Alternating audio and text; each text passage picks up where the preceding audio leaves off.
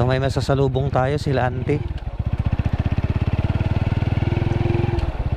At biruin nga natin sila ante.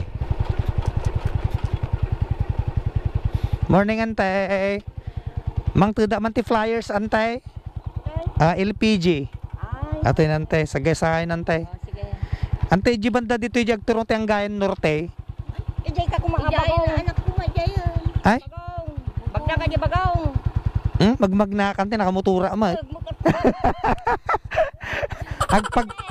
Pagdala na ngayon tay.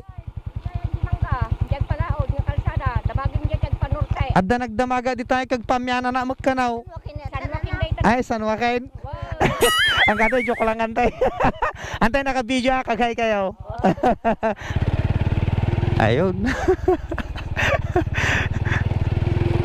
Ang saya nila antay. Ang saya ng pakiramdam na nakangiti yung makakausap mo. Nakaka-good vibes. Ay, shout out kay Lante.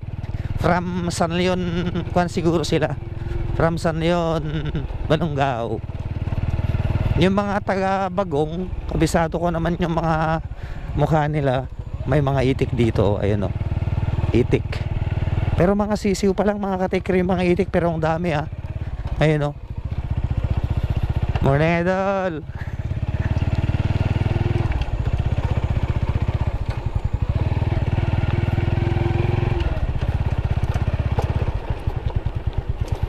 Good morning. Sakpay.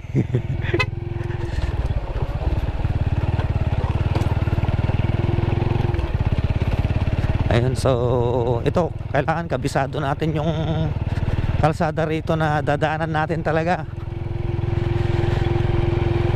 Siguro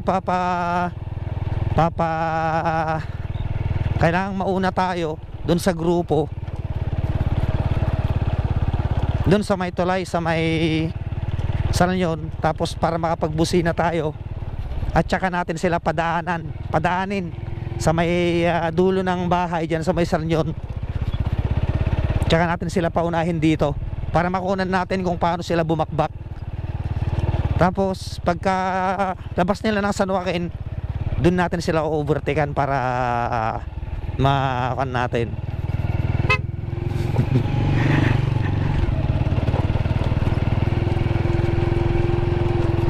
Overtaken natin sila sa may part na ng San Joaquin or San Raimundo, dahil kailangang mauna tayo dun sa tuktok ng bundok, ay dun sa akyatan, para mahunan natin. Kasi may iba yata yung premyo ng King of the Mountain Yan pala yung term doon, King of the Mountain.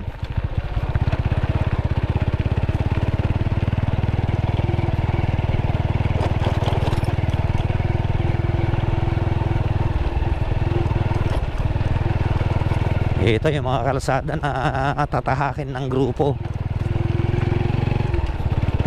Kaya bakbakan na sa linggo mga ka-taker.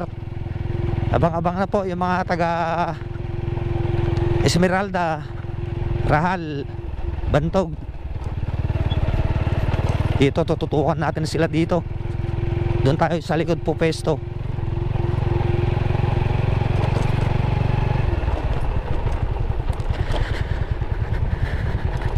Noong pandemic mga ka-take care, ito yung pinaka meeting place namin.